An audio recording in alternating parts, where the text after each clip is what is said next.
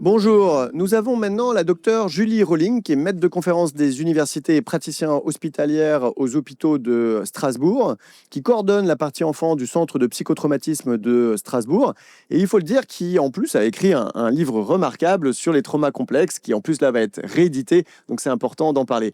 Et justement, hasard des hasards, tu as parlé aujourd'hui de ces traumas complexes chez l'enfant et de ces liens avec le sommeil, notamment les cauchemars. Est-ce que tu peux nous donner les grands messages clés de la communication? Les grands messages clés de la communication, c'est que, effectivement, dans le trouble de stress post-traumatique, les troubles du sommeil ne sont pas seulement des symptômes, mais ce sont aussi des facteurs de maintien et des facteurs de chronicisation de la symptomatologie post-traumatique, qu'on peut retrouver dans le trouble de stress post-traumatique ou qu'on peut retrouver dans le trouble de stress post-traumatique complexe. Et donc, c'est une cible thérapeutique et un levier thérapeutique particulièrement puissant pour ces populations, alors même que dans toutes les psychothérapies ou dans tous les protocoles psychothérapeutiques de traitement du psychotrauma, eh bien, force est de constater qu'à l'heure actuelle, il n'y a pas de module spécifique sur le sommeil. Et là, on a un vrai boulot avec la SFRMS peut-être à faire ensemble. Pour les années à venir. Ouais. Alors, c'est très important ce que tu viens de souligner. Est-ce que peut-être tu pourrais nous expliquer quand même c'est quoi la différence entre les traumas simples et les traumas complexes? Oui. Alors la différence, les traumas simples, c'est vraiment une exposition traumatique unique à un événement qui implique une menace vitale, une agression. Et suite à cela, un mois après, la persistance d'une symptomatologie de reviviscence, de mécanismes d'évitement, de symptômes neurovégétatifs et de modification des croyances, avec un impact important au niveau du fonctionnement de l'individu. Les traumas complexes se caractérisent par des expositions traumatiques répétées. Typiquement, ça va plutôt être des situations de maltraitance, d'inceste, de violence conjugale, d'agression sexuelle à répétition, là où le trauma de type 1 ou le trauma unique, c'est plutôt des situations d'accident de la route, de catastrophes naturelles ou par exemple d'attentats. Et donc les conséquences ne sont pas les mêmes. Et dans le trauma complexe, on a ce cortège post-traumatique qu'on vient de voir et on a aussi une altération profonde au niveau du fonctionnement de l'individu avec la dysrégulation émotionnelle, une perception de soi négative, une culpabilité très importante et une modification du lien à l'autre et surtout de la confiance du lien à l'autre. Ce qui fait que ces personnes, finalement, vont avoir des patterns de fonctionnement où elles vont s'isoler de plus en plus, avoir une très mauvaise estime d'elles-mêmes. Et typiquement, le risque le plus important, c'est le risque de revictimation. Donc, par exemple, on sait que des personnes qui ont été violentées pendant l'enfance ou maltraitées pendant l'enfance, ensuite vont être beaucoup plus à risque de réexposition traumatique plus tard dans la vie, voire de risque suicidaire. Oui, malheureusement. Donc, aujourd'hui, on fait bien la distinction entre ces deux types de traumas. Alors, on imagine en plus que du coup, l'impact sur le sommeil est différent entre ces deux types de traumatismes.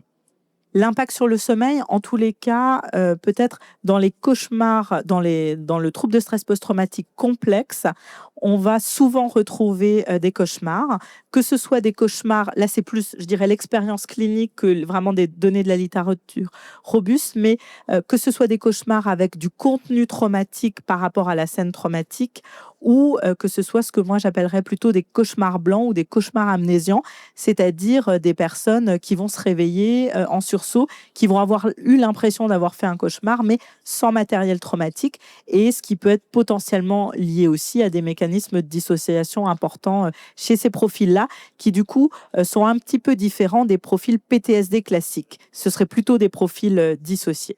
C'est très clair. Alors, du coup, tu as parlé un peu de ces manifestations, etc. Tu as montré tes études sur le trauma complexe et les altérations du sommeil liées au trauma complexe que tu viens de rappeler.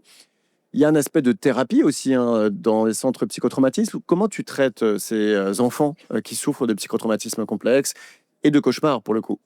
Alors, au CRP à Strasbourg, toute l'équipe est formée à la RIM, la thérapie par répétition d'imagerie mentale. Et je dirais que c'est vraiment un outil thérapeutique extrêmement important. Surtout que c'est des patients qui arrivent souvent avec un parcours de soins. Ils ont souvent rencontré différents thérapeutes. Ils sont dans l'évitement.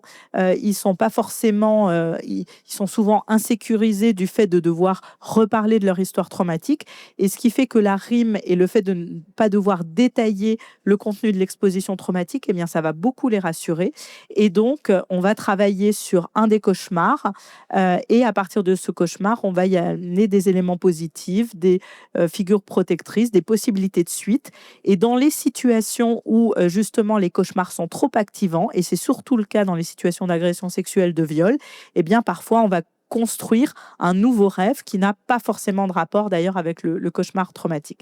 Et ensuite, on va les entraîner pendant 1 semaine à 10 jours à vraiment visualiser, imaginer ce nouveau rêve dans le but de diminuer la fréquence et la détresse liée au cauchemar pour améliorer le sommeil. Et c'est tout à fait faisable chez l'enfant, cette répétition d'imagerie Exactement. mentale. C'est le traitement de première ligne des cauchemars traumatiques ou non traumatiques, et même quand on est face à des traumas complexes. Donc, c'est des travaux qui sont tout à fait importants, et ce que tu fais chez l'enfant est vraiment tout à fait innovant et fantastique, parce que ça aide plein d'enfants sur leur sommeil, mais aussi sur le trauma et la manière dont ils vont pouvoir dépasser ces troubles de stress post-traumatique. Est-ce que tu aurais un dernier message, peut-être sur les perspectives que tous ces travaux ouvrent, ou un message important que tu souhaiterais passer sur ces travaux? Sur la question effectivement du sommeil, de vraiment cibler le repérage, les psychiatres n'interrogent pas assez le sommeil, alors que ça nous permet d'avoir une mine d'informations extrêmement importantes par rapport au vécu du patient. Et sur la question thérapeutique, je dirais que vraiment d'insister sur la formation des professionnels à la RIM, tout type de professionnels, c'est-à-dire dans le service de pédopsychiatrie, par exemple, les infirmiers sont aussi formés. Et je dirais aussi dans une logique médico-économique où finalement la question des soins et du coût des soins devient un enjeu important, eh bien la RIM pourrait permettre de prendre en charge et soigner beaucoup d'enfants, peut-être à des coûts un peu moins importants. Ça nous permet de se baser sur toute la dimension visuelle, et donc du coup avec les enfants, le dessin c'est particulièrement important, et du coup aussi avec des populations qui ne sont pas forcément francophones, et où du coup on pourrait diffuser cette thérapie à ce type de population aussi, ou des populations peut-être très carencées, où la question de la verbalisation et de l'élaboration est peut-être plus difficile que pour d'autres populations avec des niveaux cognitifs entre guillemets un peu plus efficients entre guillemets. Bien Voilà. sûr. Et on voit que le média dessin, tu nous as montré les exemples sur la communication. Je vous invite à revoir le replay de la communication du docteur Rolling, parce qu'elle illustre tout à fait, en fait, ces possibilités par le média dessin, ou par l'écriture, ou par le récit, de modifier par imagination les cauchemars. Vraiment, merci beaucoup pour toutes ces perspectives. Merci pour les travaux que tu mènes. Et puis, à bientôt, peut-être l'an prochain, pour voir la suite Oui, des travaux que tu mènes. avec plaisir, merci. Merci. Merci, Julie.